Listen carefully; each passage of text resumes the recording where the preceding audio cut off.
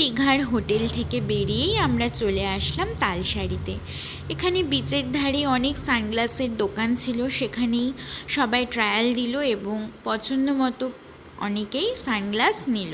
তারপরে আমরা এই দিদির দোকানে গিয়ে কিন্তু ডিম টোস্ট খেলাম এবং তালসারির বিচের একদম কাছে বসে থেকেই আমরা কিন্তু কাঁকড়া, চিংড়ি, ভোলা মাছ, লোটে মাছ এই সমস্ত সামুদ্রিক মাছগুলো খেলাম এবং ফিরে এসে হোটেলে লাঞ্চ খাওয়ার পালা। কিন্তু যেহেতু পেট ভর্তি করে মাছ খেয়ে এসেছি তাই সেভাবে লাঞ্চ করতে পারলাম না, তাও অল্প অল্প করে সমস্ত কিছু খেয়ে নিলাম।